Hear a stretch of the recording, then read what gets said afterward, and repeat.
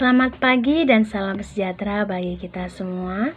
Kembali lagi dengan saya Januartika Manurung dengan NIM 12031111051.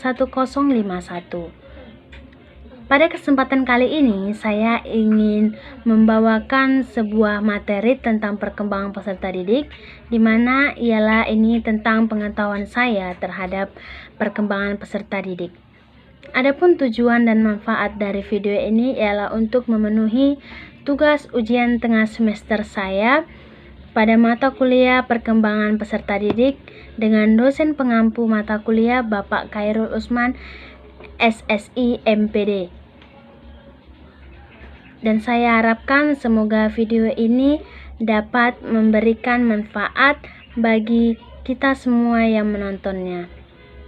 Tidak usah berlama-lama, ayo kita saksikan.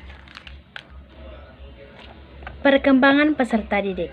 Seperti yang kita ketahui bahwa dalam dunia pendidikan yang begitu besar ini, fokus utama dan yang paling pertama ialah peserta didik itu sendiri.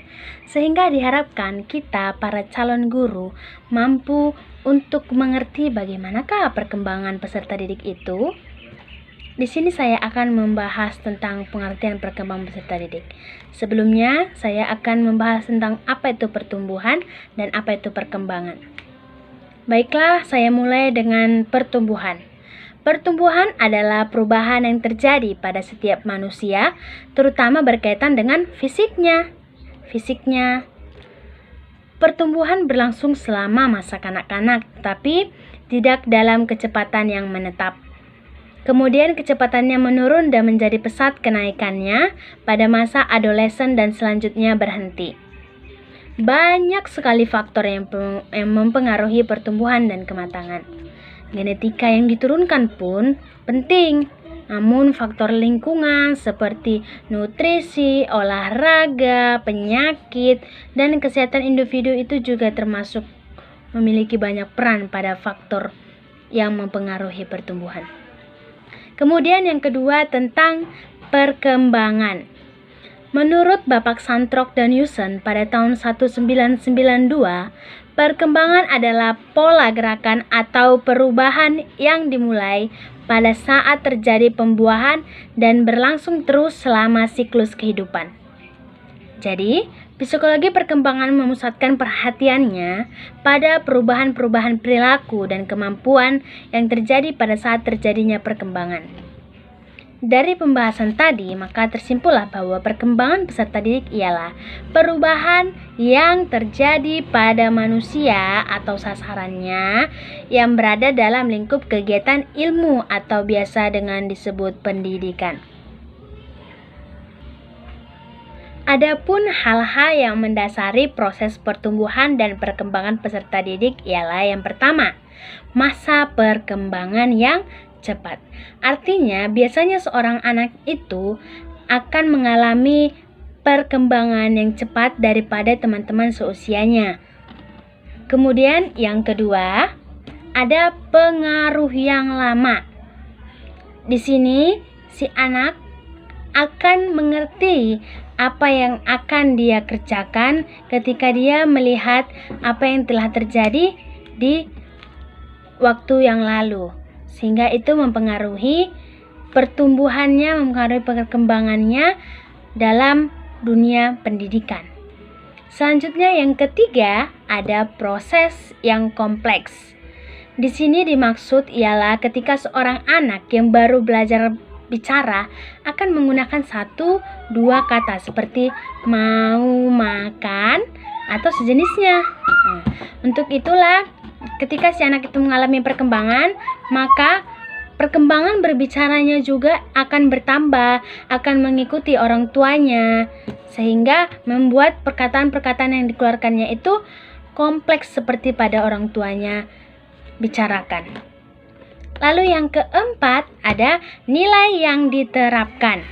Jadi ketika seorang orang tua memberikan suatu ketetapan kepada anaknya, suatu peraturan, maka si anak itu jika dipupuk dari awal, dia akan terus ingat dan ingat dan ingat nilai yang diterapkan, sehingga mungkin perkembangan emosinya itu bisa terkontrol begitu.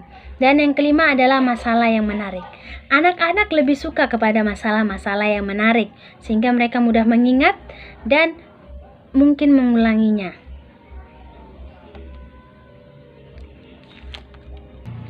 Selanjutnya, kita masuk ke dalam fase-fase perkembangan individu. Ada 5 fase yang saya ketahui. Yang pertama ialah fase pranatal, atau biasa disebut fase pada saat dalam kandungan. Jadi otomatis bisa dikatakan bahwa fase ini dimulai dari saat pembuahan hingga proses masa kelahiran si anak atau si bayi. Jadi pada fase ini banyak sekali hal-hal yang terjadi. Misalnya sel berubah jadi organ berubah menjadi organ yang lebih kompleks lagi hingga terbentuklah seorang bayi. Yang kedua adalah fase bayi.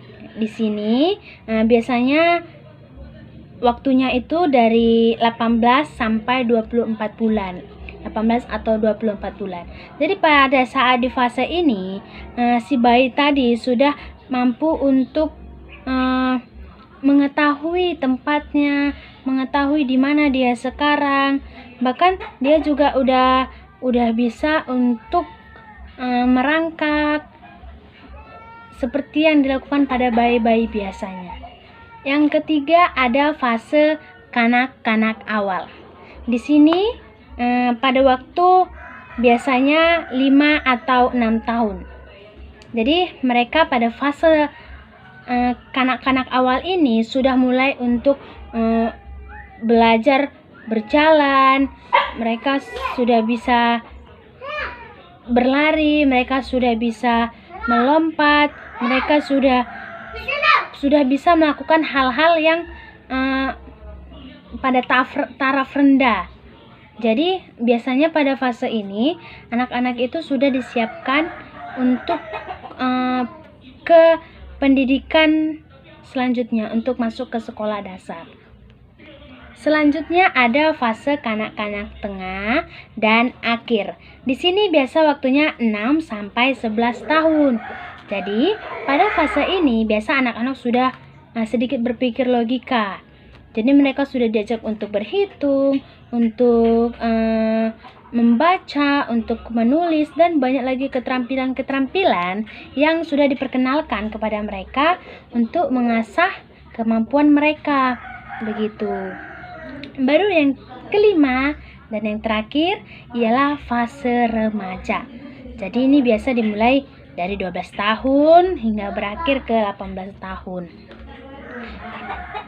Di sini si anak sudah mengalami banyak sekali perubahan, baik perubahan pada dirinya, perubahan pada fisiknya, perubahan pada emosinya, begitu.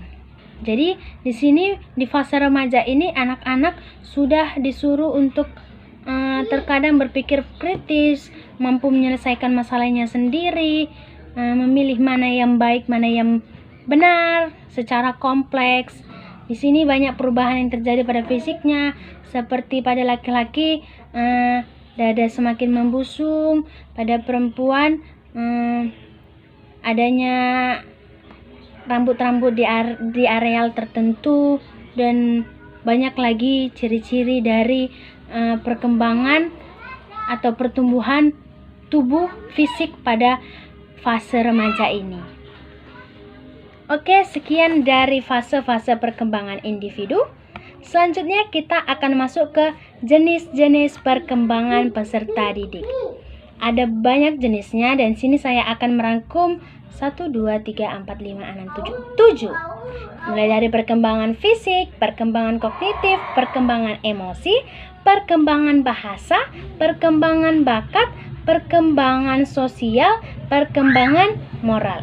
Kita akan bahas satu-satu. Ayo, jangan lupa untuk menontonnya. Baiklah, yang pertama kita akan membahas tentang perkembangan fisik atau biasa disebut dengan perkembangan tubuh atau perkembangan jasmani. Perkembangan fisik menurut Wahab pada tahun 1998, ia mengungkapkan bahwa perkembangan fisik ialah perkembangan yang berkaitan dengan tinggi dan berat badan serta bentuk tubuh, juga perkembangan otak. Jadi Kahlan dan Thomson juga memberikan pendapatnya pada tahun 1956. Mereka mengatakan bahwa perkembangan fisik itu meliputi 4 aspek, yaitu sistem saraf yang ada pada tubuh kita ini, kemudian otot-otot, kemudian kelenjar endokrin, dan struktur fisik tubuh manusia. Ada 4 fase perkembangan fisik pada anak. Yang pertama ialah fase bayi. Yang kedua ialah fase awal kanak-kanak. Ketiga adalah fase akhir kanak-kanak. Dan yang keempat adalah fase remaja. Seperti yang sudah dijelaskan tadi di awal, ada 4 kan? Jadi 4 perkembangan fase-fase fisik anak-anak. Fase bayi tadi dimulai dari anak-anak itu mulai merangkak, mulai mengekspresikan dirinya itu dengan menangis untuk meminta makan, atau dia sedang buang air kecil, atau dia sedang buang air besar. Kemudian fase awal kanak-kanak, kanak-kanak itu sudah mulai melompat, mereka sudah mulai berlari, mereka sudah mulai sudah lancar berjalan, mendorong mainannya, dan banyak lagi yang berhubungan dengan lingkungan luarnya. Dan pada fase akhir kanak-kanak, di sini mereka sudah benar-benar belajar. Mereka sudah mengetahui bagaimana itu membaca, bagaimana itu menulis, berhitung, dan mereka sudah diperkenalkan oleh budaya-budaya luar untuk mereka ketahui, untuk mereka telaah. Kemudian yang keempat ada fase remaja. Di sini sudah banyak perubahan yang terjadi, mulai dari pada laki-laki, misalnya sudah mulai muncul bulu-bulu rambut-rambut di area tertentu, baru mulai mimpi basah, kemudian dada semakin membidang, bau semakin sedikit naik gitu, ada jakun, dan mereka sudah mimpi basah. Kepada perempuan biasanya juga hampir sama, tumbuh rambut di sekitar areal tertentu, kemudian membesarnya pinggul, kemudian membesarnya payudara, kemudian mengalami menstruasi.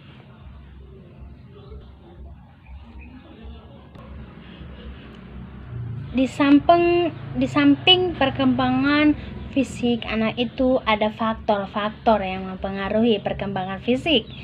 Yang pastinya ada 2 faktor. Jadi 2 faktor itu ialah faktor internal dan faktor eksternal. Kita akan bahas pertama faktor internal atau faktor yang ada dari dalam tubuh si anak itu. Faktor internal itu terbagi atas 2, yaitu faktor gizi atau asupan makanan, dan yang kedua adalah cacat dan penyakit. Jadi pada faktor gizi dan asupan makanan ini, semakin bagus asupan makanan anak itu, semakin cukup asupan gizi, asupan vitamin, asupan nutrisi, maka si anak itu juga mengalami proses perkembangan fisik yang baik, yang sesuai pada usia anak-anak itu. Kemudian yang kedua ada cacat dan penyakit. Jadi ketika si anak tadi mulai dari lahir sudah memiliki cacat, mungkin waktu ibunya sedang mengandung, ibunya kecelakaan, jadi si anak itu memiliki kekurangan. Itu juga bisa mempengaruhi perkembangan fisiknya. Jadi si anak itu kurang mampu berkembang seperti anak-anak pada biasanya. Baru kita akan bahas ke faktor eksternal. Jadi faktor eksternal itu biasa faktor yang berada dari lingkungan fisiknya, semua lingkungannya. Contohnya itu gimana? Contohnya itu misalnya si anak ini sedang pergi ke lapangan, so dia melihat ada laki-laki yang tinggi, besar, kemudian dia pengen kayak itu, dia tinggi, oh dia sering lari-lari, seperti itu dia melihat. Jadi si anak itu secara otomatis berpikir membuat di mindsetnya, oh berarti aku harus kayak dia biar aku bisa tinggi, biar bisa bagus badannya gitu. Jadi dia berlari, berolahraga begitu. Jadi faktor eksternal itu sangat juga menentukan perkembangan fisik seorang anak itu. Oke, sekian pembahasan tentang perkembangan fisik. Kita akan masuk yang kedua, ialah perkembangan kognitif. Perkembangan kognitif atau kita biasa ngomongnya knowledge, pengetahuan. Jadi perkembangan kognitif ini adalah perkembangan pada peserta didik dalam kemampuan untuk berpikir lebih kompleks serta kemampuan melakukan penalaran dan pemecahan masalah. Selanjutnya kita akan membahas teori-teori perkembangan kognitif pada anak. Ada 4 teori. Yang pertama ialah teori John Piaget. Jadi John Piaget ini mengemukakan pada tahun 1963 bahwa kognisi itu menunjukkan bahwa anak-anak mempunyai tahap pemahaman yang berbeda pada usia yang berbeda pula. Teori perkembangan kognitif menunjukkan bahwa interaksi anak dengan lingkungan dan pengorganisasian dari kognitif pengalaman menghasilkan kecerdasan. Jadi, menurut si Piaget, bahwasannya anak itu menjalani urutan yang sudah pasti dari tahap-tahap perkembangan kognitifnya. Yang kedua ialah dari Lev Vygotsky. Menurut Lev Vygotsky mengatakan bahwa interaksi sosial itu sangat memegang peran penting dalam belajar. Baginya interaksi fisik, interaksi sosial itu mempengaruhi perkembangan seorang anak. Jadi, lingkungan budaya, lingkungan keluarga yang ada pada anak itu yang berbeda-beda juga akan berpengaruh terhadap cara pola pikir seorang anak. Kemudian, yang ketiga ada teori behaviorisme. Teori ini pertama berakar dari karya Ivan Pavlov, seorang psikologi Rusia yang menetapkan bahwa binatang dapat mempelajari respon fisiologi kepada lingkungan melalui rangsangan atau biasa disebut dengan stimulus. Jadi, para ahli behaviorisme pun berkata bahwa faktor kritis dalam pertumbuhan dan perkembangan seorang anak itu ya lingkungan dan kesempatannya untuk belajar.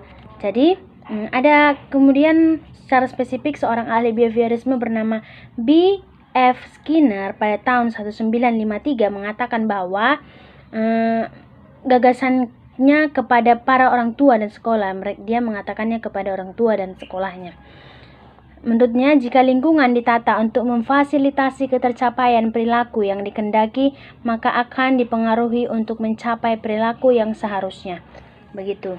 Selanjutnya ada teori belajar sosial. Jadi, pada teori belajar sosial ini mengatakan bahwa anak itu dapat mempelajari perilaku yang baru dengan melakukan imitasi atau peniruan dari orang lain, baik itu orang tuanya, baik itu temannya, keluarganya, dan sanak saudaranya yang lain. Sekian tentang teori-teori yang ada pada perkembangan kognitif anak. Sekarang kita akan masuk ke dalam tahapan perkembangan kognitif yang juga terbagi atas 4. Yang pertama adalah tahap sensori motor. Yang kedua adalah tahap praoperasional. Yang ketiga ada tahap operasional konkret. Yang keempat ada tahap operasional formal. Kita akan bahas satu persatu. Dimulai dari tahap sensori motor. Biasanya ini dari umur 0 sampai 1,5 tahun. Jadi pada tahap ini seorang bayi sudah belajar tentang diri mereka sendiri, tentang dunia mereka sendiri yang sedang berkembang, dan itu biasa melalui aktivitasnya. Yang kedua adalah tahap praoperasional. Biasanya ini mulai dari 1,5 sampai 6 tahun. Jadi pada tahap praoperasional ini anak-anak telah menunjukkan aktivitas kognitifnya di dalam menghadapi berbagai hal di luar dirinya. Yang ketiga ialah tahap operasional konkret. Ini biasa dari 6 sampai 12 tahun. Jadi pada tahap ini si anak sudah menggunakan pemikiran logisnya terhadap sesuatu. Mereka sudah bisa melakukan operasional, tapi itu hanya pada objek-objek fisiknya saja. Baru yang keempat ialah tahap operasional formal. Ini dimulai dari 12 tahun sampai ke atasnya. Jadi pada tahap ini si anak-anak itu sudah mampu untuk melakukan operasi-operasi konkretnya untuk lingkungannya dan operasi-operasi lainnya yang lebih kompleks. Kemudian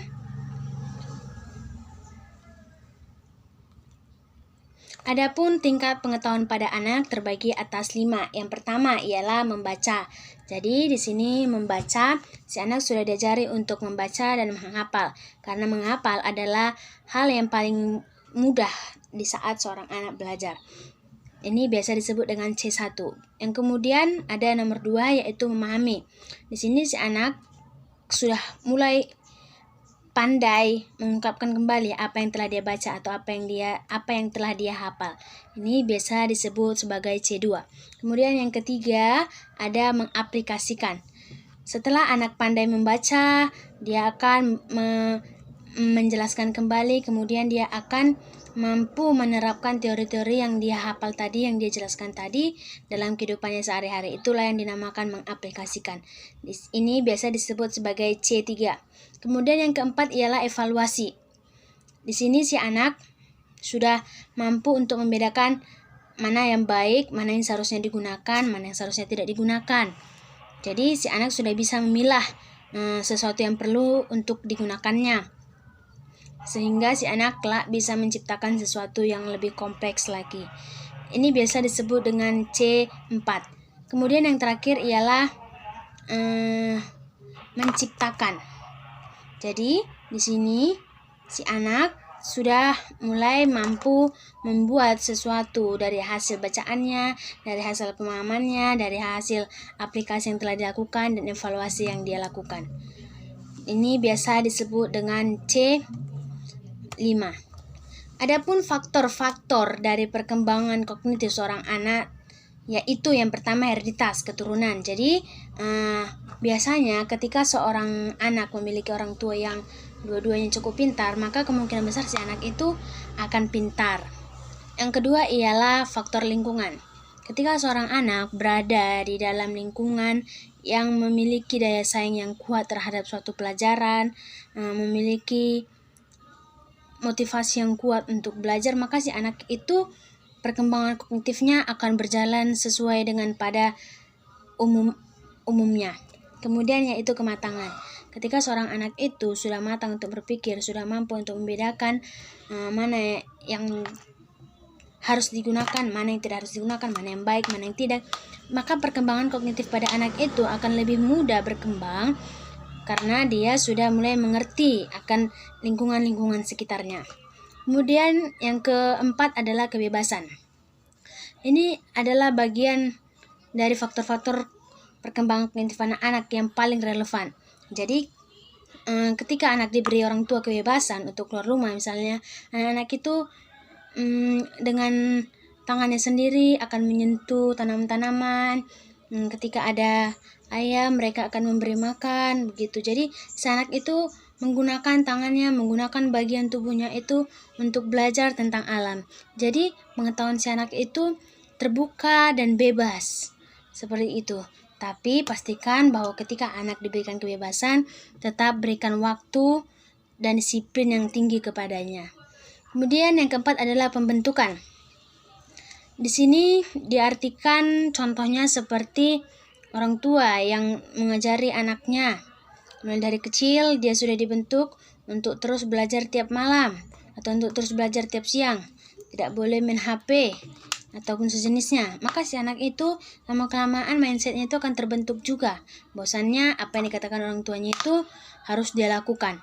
Kemudian yang ke-6 ada minat dan bakat. Seorang anak yang memiliki minat dan bakat, dia akan mampu untuk menyaingi teman-temannya yang lain dalam hal bakatnya itu. Jadi otomatis perkembangan kognitif pada anak itu berjalan lebih pesat daripada anak-anak yang lainnya. Oke, sekian pembahasan dari perkembangan kognitif. Semoga teman-teman semua dapat mengetahuinya. Kita masuk kepada perkembangan peserta didik yang ketiga, yaitu perkembangan emosi. Emosi yang biasa dilakukan oleh orang tua terkadang adalah setiap keadaan pada diri seseorang yang disertai warna efektif baik pada tingkat lemah maupun dalam tingkat yang luas. Emosi disebut juga sebagai perasaan yang timbul ketika seorang anak sedang berada dalam suatu keadaan atau suatu interaksi yang dianggap penting baginya. Jadi, adapun perkembangan emosi itu merupakan suatu perubahan kualitas pada perasaan hati seorang individu. Kemudian, adapun jenis-jenis dari emosi ialah yang pertama, emosi bahagia. Ini biasa terjadi pada anak ketika dia sedang mendapatkan sesuatu yang dia dambakan dan ketika dia merasa disayangi dan sejenisnya. Yang kedua adalah emosi sedih. Ini bisa terjadi pada anak ketika dia sedang merasa bahwa dirinya tidak diperdulikan dan apa yang dia inginkan tidak tercapai. Kemudian yang ketiga adalah emosi takut. Ini bisa terjadi pada anak ketika mungkin di kegelapan, di ketinggian, saat melihat binatang-binatang yang dia takuti, dan banyak lagi. Baru yang keempat ada emosi jijik. Jadi biasa ini dirasakan pada anak ketika dia mendapati sesuatu yang menurutnya tidak sesuai dengan apa ekspektasinya. Kemudian yang kelima adalah emosi marah. Ini ketika si anak tidak mendapatkan apa yang dia inginkan, kemudian dia memberontak dan orang tuanya tidak setuju dengan pemberontakannya, dan banyak lagi faktor-faktor yang menyebabkan emosi marah ini. Dan yang keenam adalah emosi terkejut. Ini bisa terjadi pada anak ketika si anak sedang merasakan adanya sesuatu yang tidak baru, yang baru saja dia lihat di sekitarnya. Kemudian kita akan membahas tentang faktor-faktor yang mempengaruhi perkembangan emosi pada seorang anak. Jadi yang pertama ialah perubahan jasmani. Yang kedua adalah perubahan pola interaksi orang tua. Yang ketiga adalah perubahan interaksi dengan teman sebaya. Yang keempat adalah perubahan interaksi dengan sekolah. Dan yang kelima pandangan luar. Perubahan jasmani dapat menyebabkan perkembangan emosi pada anak. Di saat seperti seorang anak yang mulai beranjak remaja, maka emosinya juga akan berkembang dan mungkin dia terkadang tidak bisa mengontrol emosinya sendiri. Yang kedua adalah perubahan pola interaksi orang tua. Ini biasa terjadi perkembangan emosi pada anak ketika terkadang orang tuanya misalnya marah-marah di rumah, atau orang tuanya sedang tidak memiliki hubungan yang hangat dan suasana rumah itu sangat membuatnya tidak nyaman. Kemudian pada perubahan interaksi dengan teman sebayanya, mungkin teman sebayanya itu tidak menganggapnya lagi sebagai seorang teman karena sesuatu hal. Jadi si anak itu bisa berubah emosinya disebabkan oleh perubahan kawannya itu juga. Kemudian perubahan interaksi dengan sekolah. Misalnya ketika dia terlambat, sekolah menghukumnya, dan dia terus-terus lambat, sekolah menghukumnya, maka emosi dia juga akan berkembang. Emosinya mungkin tidak bisa terkontrol dan ingin bebas dari peraturan-peraturan yang ada di sekolah. Yang kelima adalah pandangan luar. Jadi misalnya seorang anak itu memandang sesuatu itu berbeda dari pandangan orang, dan dia menentang, kemudian temannya itu juga kembali menentang dia, maka perkembangan emosi anak itu juga akan berubah. Kemudian itulah tadi faktor-faktor perkembangan emosi. Sekian penjelasan dari perkembangan emosi. Kita lanjut ke perkembangan bahasa. Seperti yang kita ketahui bahwa bahasa ialah segala bentuk komunikasi di mana pikiran, perasaan seseorang itu disimbolkan agar dapat menyampaikan arti atau makna kepada orang lain. Jadi bahasa itu mencakup segala bentuk komunikasi, baik itu dari lisan atau dari tulisan, atau bahasa isyarat, atau bahasa gerak tubuh, ekspresi wajah, pantomin, ataupun seni-seni yang ada di luar sana.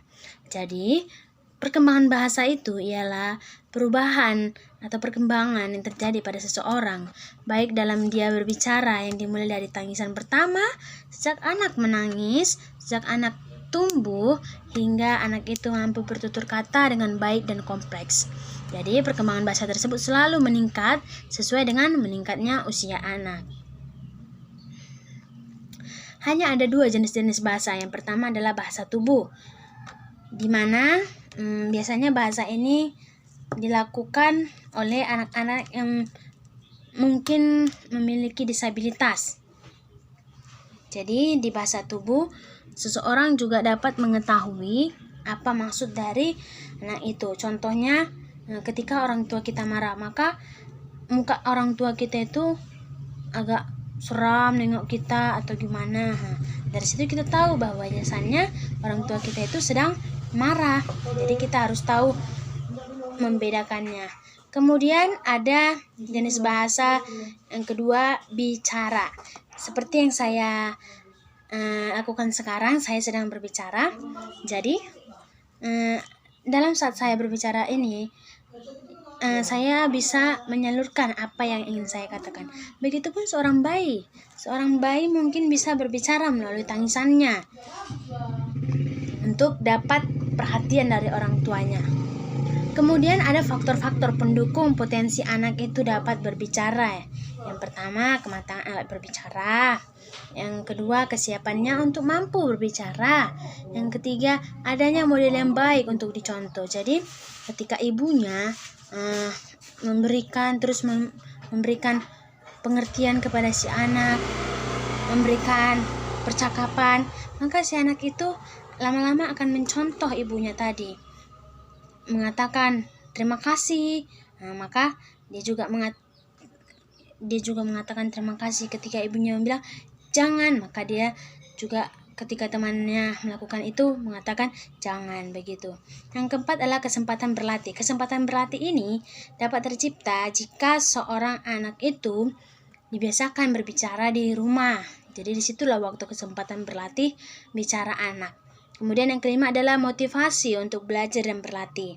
Jadi motivasi ini biasa diberikan oleh banyak orang-orang di sekitarnya, orang tuanya, saudaranya, teman-temannya, dan orang-orang yang benar-benar peduli sama dia. Yang keenam adalah bimbingan. Jadi ini baik bimbingan orang tua untuk membantunya dalam bicara, bimbingan guru, dan bimbingan orang sekitarnya juga. Itu adalah berbagai faktor pendukung potensi anak dalam berbicara. Kemudian kita masuk ke dalam gangguan dalam perkembangan berbicara pada anak. Yang pertama itu, anak itu suka cengeng. Jadi biasanya anak yang cengeng itu akan sulit diajari karena dia terlalu banyak menangis. Jadi ketika orang tuanya pun berbicara, bahkan dia tidak mendengarnya. Jadi sulit bagi anak yang cengeng untuk mengembangkan cara dia berbicara dengan baik dan kompleks. Kemudian yang kedua adalah anak sulit memahami isi pembicaraan orang lain. Biasa ini dirasakan pada anak-anak yang mungkin jarang mendengarkan pembicaraan di antara orang tuanya. Orang tuanya sibuk untuk bekerja dan komunikasinya terkadang bahkan dari HP dalam satu rumah. Jadi ketika si anak masuk ke dunia luar, dia akan sulit memahami isi-isi pembicaraan orang-orang lain. Jadi tutur bicaranya pun pada anak-anak itu juga tidak akan sebaik anak-anak pada umumnya yang benar-benar disediakan waktu orang tuanya untuk mengajarinya berbicara. Kemudian itu saja dari penjelasan saya terhadap perkembangan bahasa pada anak. Kita lanjut ke pembahasan tentang perkembangan bakat khusus. Bakat, or you can say it attitude, merupakan kemampuan bawaan yang merupakan potensi atau potential ability yang harus dikembangkan dan diberi latihan lanjut terus menerus hingga anak itu memiliki tingkat kepuasan yang maksimal. Jadi bakat khusus itu dirasakan apabila seorang anak itu memiliki kemampuan berupa potensi yang bersifat khusus, seperti baik dalam bakat akademis, bakat olahraga, bakat sosial, bakat seni, dan bakat-bakat lainnya.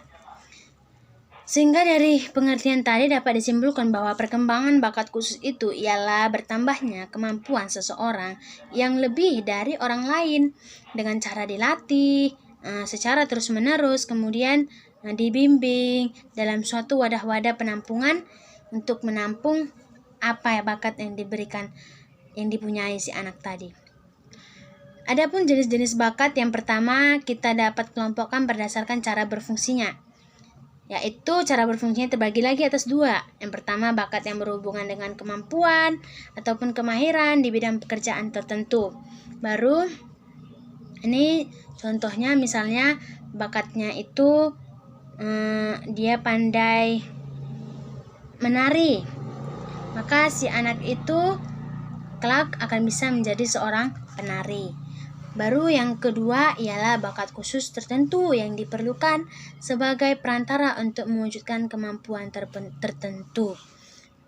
Jadi ketika si anak itu menginginkan untuk belajar bernyanyi misalnya, jadi si anak itu bisa belajar dan bakatnya itu otomatis lama-kelamaan semakin dilatih maka semakin bertumbuh dengan baik. Jadi si anak itu dapat mewujudkan kemampuannya, keinginannya untuk memiliki bakat itu.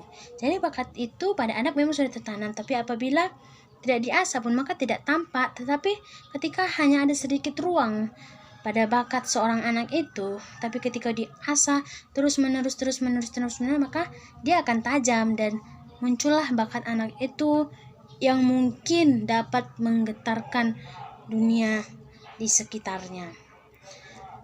Yang tadi adalah berdasarkan cara fungsinya. Sekarang kita akan bahas berdasarkan fungsi dan aspek-aspek yang terlibat. Yang pertama itu adalah bakat psikofisik.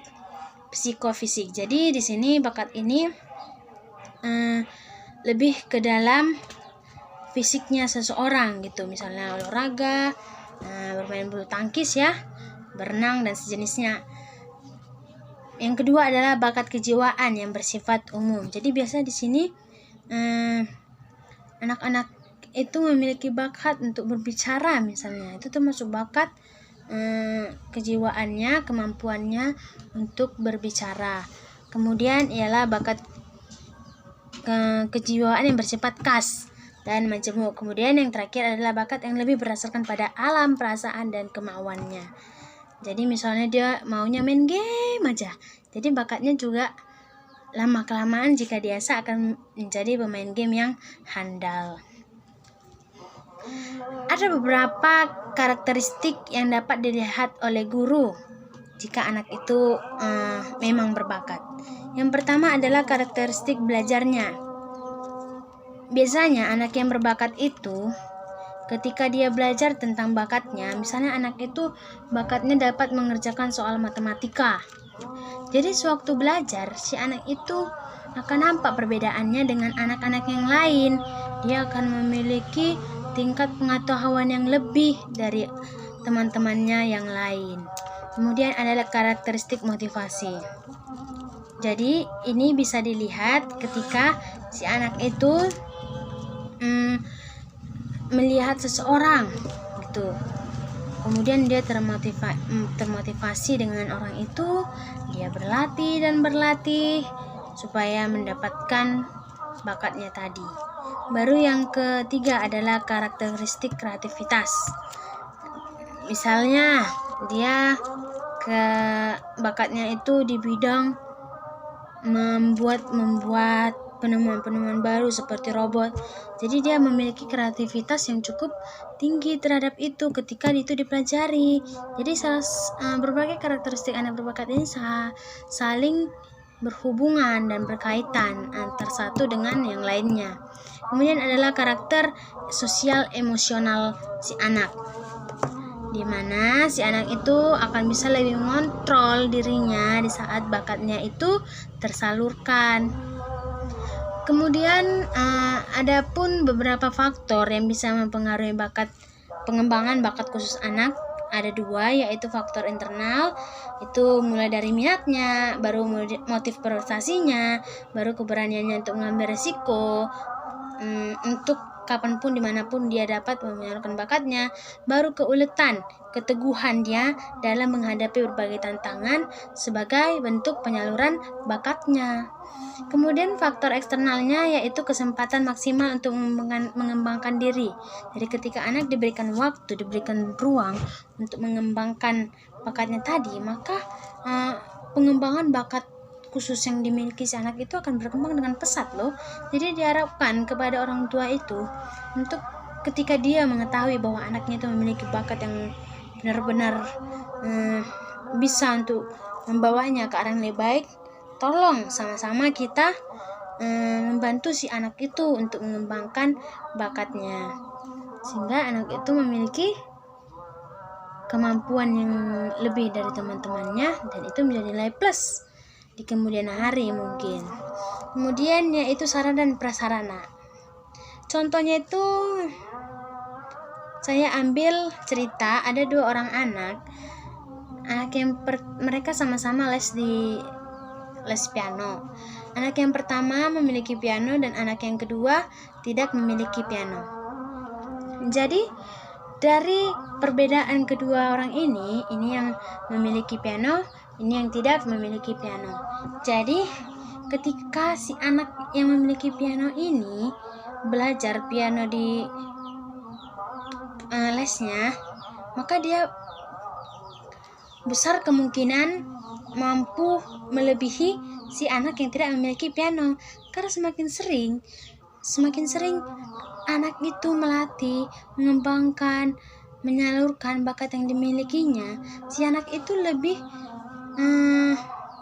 pandai, lebih telaten dalam bakat-bakat yang dipunyainya dalam bermain piano. Jadi sarana dan prasarana itu sangat mempengaruhi perkembangan bakat khusus pada anak, sehingga ketika anak memiliki bakat, orang tua bisa memberikan apa saja sarana dan prasarana si anak itu. Karena ketika itu terpenuhi, ada rasa dalam dirinya kepuasan yang luar biasa. Begitu. Kemudian adapun faktor eksternalnya, dukungan, udah pasti ya, dukungan dan dorongan orang tua. Anak-anak itu harus didukung ketika memiliki bakat, supaya dia lebih semangat dan bisa meraih kesuksesan dari bakatnya itu kemungkinan besar. Kemudian adalah lingkungan tempat tinggalnya dan pola asuh orang tua.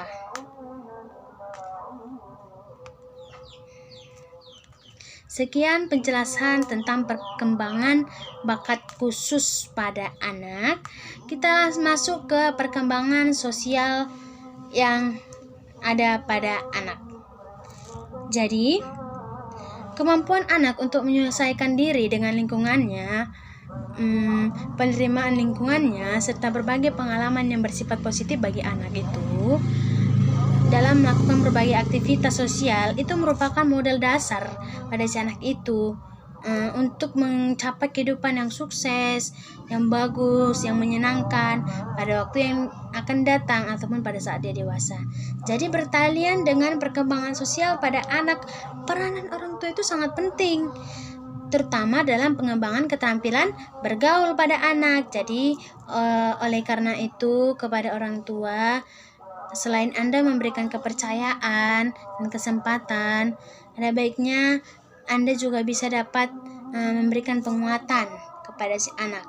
Baik itu bisa melalui ganjaran ataupun hadiah saat si anak berperilaku positif, dan saat anak berperilaku negatif pun orang tua memiliki kesempatan untuk memberikan hukuman pada anak. Ya walaupun itu nggak harus dengan menggunakan fisik seperti mukul, menampar, mencubit, menunjang, atau menumbuk, bahkan itu pada anak sangat disarankan tidak digunakan, karena itu juga akan mempengaruhi mental si anak.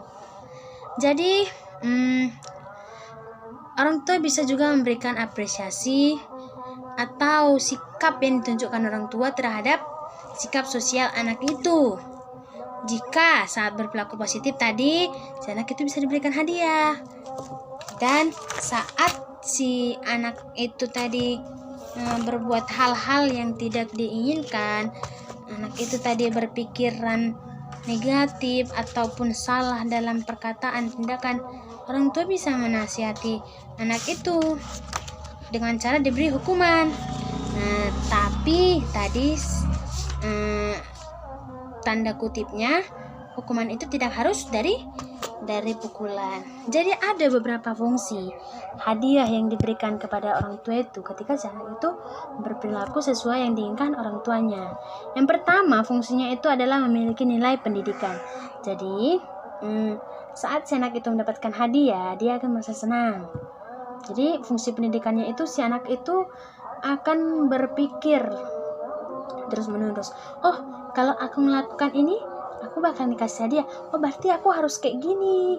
Jadi pendidikannya itu si anak itu ditekankan pada dirinya itu, diperkuat pada perilakunya itu untuk melakukan hal-hal itu supaya mendapatkan hadiah. Baru yang kedua adalah memberikan motivasi pada anak. Ya pasti tentu ini sangat benar. Jadi ketika si anak mendapatkan hadiah, pasti dia akan termotivasi untuk melakukan hal-hal yang sama agar dia juga dapat mendapatkan hadiah dari orang tuanya saat dia juga melakukan hal yang sama. Dan yang ketiga adalah memperkuat perilaku si anak untuk berbuat baik, positif, dan sesuai dengan yang orang tuanya inginkan. Hukuman juga begitu, ada beberapa fungsi hukuman pada si anak. Yang pertama ialah fungsi restriktif. Jadi dengan diberikannya hukuman terhadap anak, ini berarti memberikan sana pengertian bahwa pengulangan perilaku yang tidak diharapkan dalam masyarakat tidak akan terjadi lagi. Sebab apabila terjadi lagi, maka si anak juga akan diberi hukuman lagi dan lagi. Baru yang kedua, fungsi hukuman itu untuk fungsi pendidikan, sama tadi seperti fungsi hadiah. Jadi si anak itu ketika dipukul, secara mindsetnya itu seperti sebuah ban yang kempes. Jadi ketika diisi, si anak itu akan bertambah kuat gitu. Jadi ketika anaknya dihukum, si anak itu pasti dalam pikirannya, oh berarti nggak boleh gini. Apalagi ketika orang tuanya memberikan hukuman yang membuat dia nyaman tapi jerah gitu. Oh berarti nggak boleh gini, berarti aku harus kayak gini biar aku jangan dipukul lagi. Nah, si anak itu di pikirannya akan ada hal-hal seperti itu. Jadi itulah fungsi pendidikan jika orang tua memberikan hukuman pada anak. Dan yang terakhir adalah penguatan motivasi. Jadi si anak itu akan termotivasi oleh kejadian saat dia dihukum. Jadi dia akan berpikir positif supaya anak itu tidak melakukan hal-hal yang tadi. Oke, sekian penjelasan saya terhadap perkembangan sikap sosial anak atau perkembangan sosial anak. Kita lanjut ke perkembangan moral. Moral ialah suatu hukum perilaku yang diterapkan kepada setiap individu dalam bersosialisasi dengan sesamanya sehingga terjadilah rasa hormat dan rasa menghormati antar sesama umat dan manusia.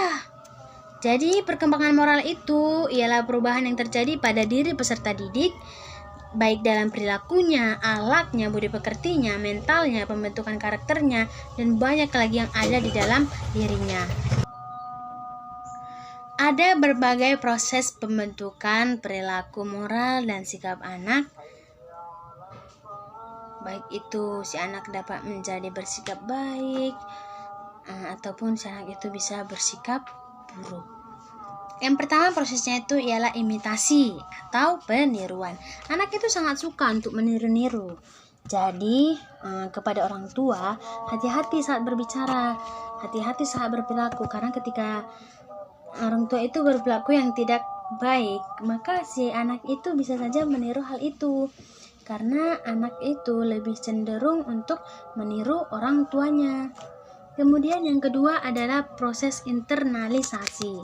Jadi internalisasi ini adalah suatu proses yang merasuk pada diri seseorang anak karena pengaruh sosial yang paling mendalam dan paling lenggang dalam kehidupan orang tersebut.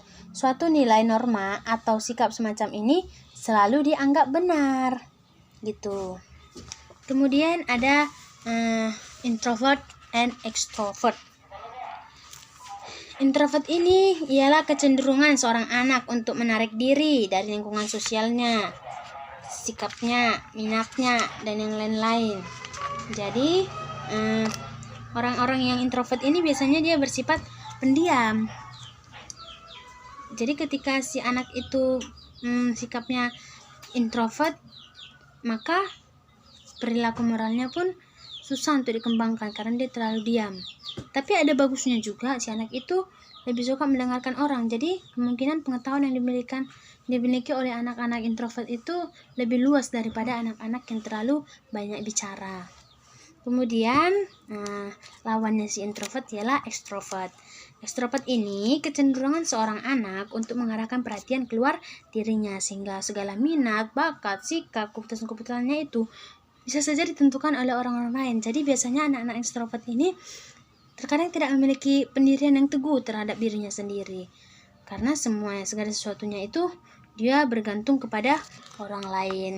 Tapi dalam dunia pembelajaran, si anak ini sangat efektif untuk diajari karena dia memiliki tingkat kepedulian tinggi terhadap lingkungannya. Yang keempat adalah kemandirian. Si anak harus diajari untuk mandiri, karena ketika si anak mandiri, maka perilaku moral dan sikapnya itu tidak bakalan tergantung kepada orang ketika dia mampu untuk mengerjakan sendiri. Begitu. Yang kelima adalah ketergantungan. Jangan biarkan seorang anak itu ketergantungan terhadap sesuatu. Misalnya, ketika si anak mau makan, orang tuanya itu membiasakan dia untuk berjalan-jalan. Jadi ketika orang tuanya menyuruh, duduk, kamu harus duduk kalau makan, maka si anak itu tidak akan mau untuk duduk saat makan karena dia sudah ketergantungan. Moralnya pun akan seperti itu, sikap si anak itu pun akan seperti itu. Dia bakalan tidak pernah diam saat makan. Jadi jangan buat ketergantungan pada anak pada setiap kegiatan apapun itu. Yang terakhir adalah bakat. Bakat ini benar-benar sangat mempengaruhi perilaku moral dan sikap anak. Apalagi bakat-bakat yang dimilikinya itu bakat-bakat yang positif sekali. Misalnya bakat dia menyanyi. Jadi orang tuanya mengarahkan anaknya itu untuk bernyanyi lagu-lagu rohani, misalnya lagu-lagu rohaniawan. Maka moral sikap anak itu akan berpatokan pada apa yang dia lakukan. Semakin sering dia bernyanyi lagu-lagu rohaniawan, maka si anak itu juga akan bersikap rohaniawan yang cenderung membuat orang senang melihatnya. Oke, segitu saja pembahasan saya tentang perkembangan moral pada anak, moral ataupun sikap pada anak. Telah selesailah penjelasan saya pada kesempatan ini tentang perkembangan peserta didik. Terima kasih kepada teman-teman, kepada Bapak dosen telah memberikan waktu luangnya untuk mendengarkan pembicaraan saya ini. Saya berharap apa yang saya berikan dapat bermanfaat bagi orang. Saya juga menerima kritik dan saran yang bersifat membangun untuk memperbaiki diri saya di kemudian hari dan perkembangan saya di kemudian hari. Sekian dari saya. Sampai jumpa kembali. Dadah.